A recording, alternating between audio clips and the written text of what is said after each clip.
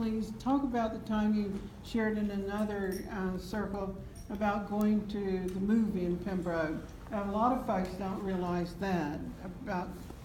Well, I did go to the theater in Pembroke when I was young. Yeah, with a date. Yeah, but that was at Lumberton, Carolina. Oh. Lumberton. Oh. And I was with two other girls, and they were dating Marines from Camp Lejeune. So they had this third, I guess I was the third wheel, that's what I always called it. But he needed a date. So I said, that's fine, if you want me to, I'll go out with you. And we went to Lumberton.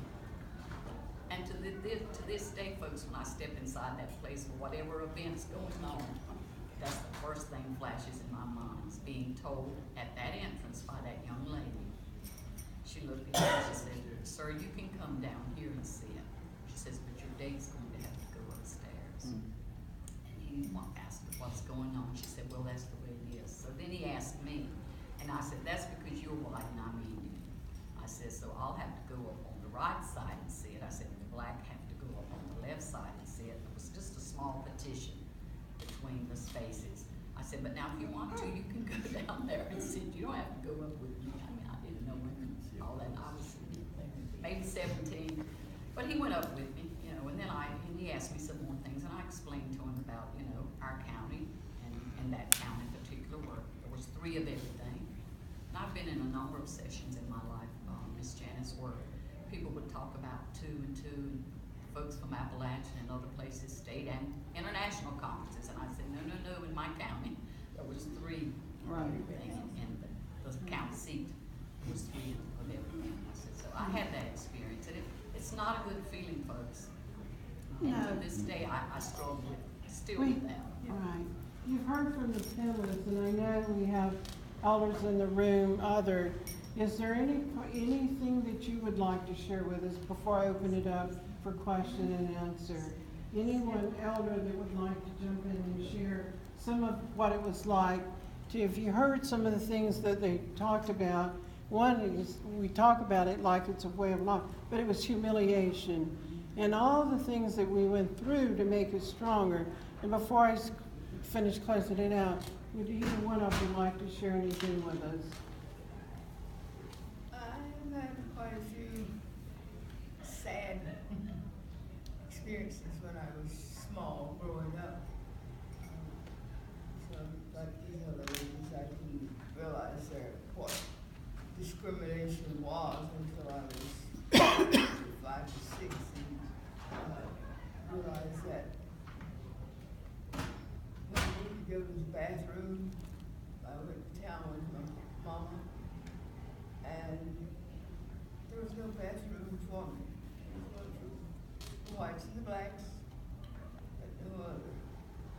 And I found out, I asked why they don't have, because I was in Red Springs, and that's practically half Indian, or maybe more than that.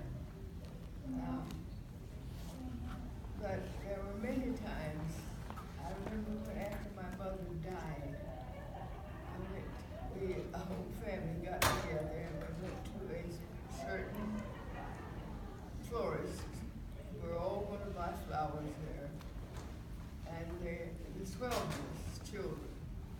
So they had a good amount of money if we'd all bought from her. When she got to me, I was probably in my 30s, and I had been in Charlotte for quite a while, and had always been referred to as Mrs. Stacks. And when I ordered my flowers, I told her what I wanted, and she said, "Earlene, how do you want to pay for it?" Well, that just struck me wrong. Like I said, I had been used to having a title to my name, and I decided I don't want any. I said, "Would you give me back the money that I've given you? I don't want any flowers." And she started talking, and I told her why. I said, "You have never seen me before.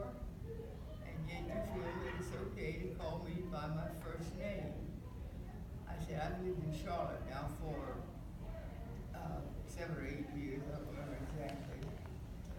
And I won't be treated that way. Well, she explained to me that I'm from Roland, and I'm considered poor white trash. I don't care what she's considered. I was interested in how she was treating me, but I told her, I said, well, we had planned to have you come and deliver flowers on Mother's Day or birthdays or whatever day, but you can forget that now. And the others had already paid for their flowers and gone out. Some of them didn't know what I was going through in there with her. But anyway, I found out the hard way that even though you can go away from where you grew up as a child and was discriminated against, the people there haven't changed even now. Some of them have. But you can go to Pembroke right now and find older blacks who look down on Indians. I remember another occasion where my mother, I had living in Charlotte, but I was visiting there, and she needed to go to the doctor, and my dad took her to the doctor she normally sees. And the doctor's office called sometime that afternoon. He said, can you come and get your mother? Your dad's not here. He was gone somewhere and got delayed. Can you come and get her? And I got up in my car immediately and drove to the doctor's office and walked in and told him who I was and that I was there for Mrs. Jacobs. The girl looked like she might have been 16, the receptionist. She said, and my dad, his name Frank, she said, Frank picked her up about an hour ago.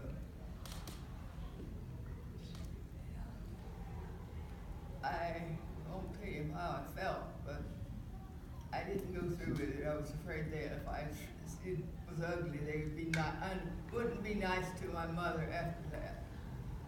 But it's the kind of thing that children nowadays find it very difficult to believe that we could have gone through things like that and come out better. I don't know if it's any better or not. Strong for sure. But that's, I'm running out of time. Would any rest of you ladies, elders want to share, jump in?